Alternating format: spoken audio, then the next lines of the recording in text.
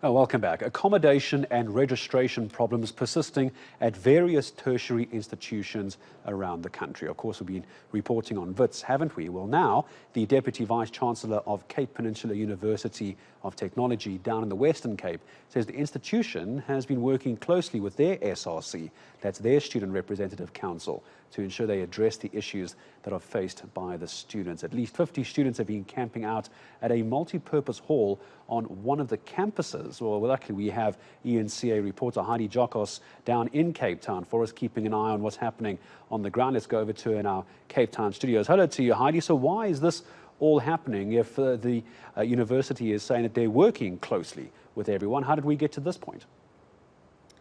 Yes, certainly. I think just for context purposes, we are getting conflicting reports from, for example, the Deputy Vice-Chancellor of the university as well as from the SRC. The Deputy Vice-Chancellor has told us that it's about between 40 and 50 students that are still trying to get accommodation, basically saying that some of them applied late, some of them have not been accepted, and they are trying to find measures to deal with this.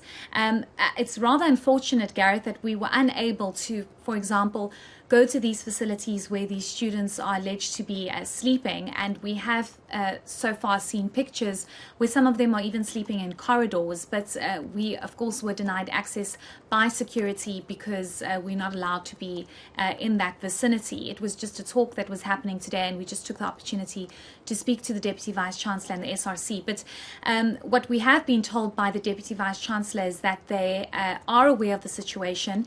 He denies that they are sleeping in any sort of corridor or any other spot. He says they are currently in rooms that he says are unsuitable, but they are trying their very best to deal with this. We also asked the question as to whether or not they are worried that there could be a possible shutdown or protest that we have been seeing, for example, in Gauteng and in KZN, but it seems as though the university feels the situation is under control and they are dealing with the 40 or 50 students that are still battling to get accommodation. Let's listen into the Deputy Vice-Chancellor on this. Amongst those who do not qualify, I must say that they are aware, because those would constitute mainly the returning students. And these are students who might be academically excluded or financially excluded, or whatever the case may be. So they are aware of their situation. But we are really prioritizing the first entering students, who are our first years, because we realize that this is a case of students who really, because some of them come from far away in the country and so on, who need assistance. So are they still sleeping in corridors? Well, I would not be too sure at this point in time. There may be some who are still, but not corridors, please. We do have rooms where they are accommodated. Obviously, it's not the best arrangement that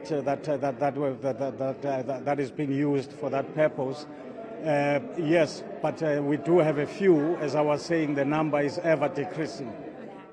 Heidi, as those who've been with us for the last few days, I know that you were at Wits last week as well before you went back down to Cape Town, and this seems to be the theme. You have the Vice-Chancellor saying one thing, and I'm sure we're about to hear that the Student Representative Council doesn't quite agree with what the VC is saying. Yes, we immediately, after the interview with the Deputy Vice-Chancellor, interviewed the SRC. They have a very different message. They said that we were lied to by the Deputy Vice-Chancellor and that there is a crisis at the university. They've also indicated that it's not 50 students. They've indicated that it's about over 1,000 students, possibly with first years being about 200 students. They, of course, told us that they would take us to the sports grounds and facilities where they understand that a majority of the students are sleeping, but as I mentioned, we were of course not allowed to do that for security reasons. But they are saying and basically threatening a possible shutdown. They were unable to give us further details around this, but they said possibly after the 20th of March, they are trying to mobilize and possibly plan a shutdown because a lot of their demands have not been met. It's not only just accommodation issues at the university, but for example, financial exclusion. Before we listen to what the SRC SRC said, I just want to highlight that the Deputy Minister of Higher Education, Buti Manamela, was at the university today to speak about gender-based violence, and we got an opportunity to engage with him on this, and he says they are watching the situation closely, but it's important for South Africans to understand that some have not been able to qualify to attend various universities, and out of the 26 universities, 23 have been able to start the academic year without any disruptions. Again, it doesn't take away from the fact that you have human beings that are currently sleeping in what the Deputy Vice-Chancellor says is unsuitable rooms, where we've been told by the SRC it's basically corridors. Let's listen to what the SRC of the university told us. No, that's not true. The situation is not under the control. We're still having a lot of students who are not accommodated, so we can't just say the situation is under control. It's not under control.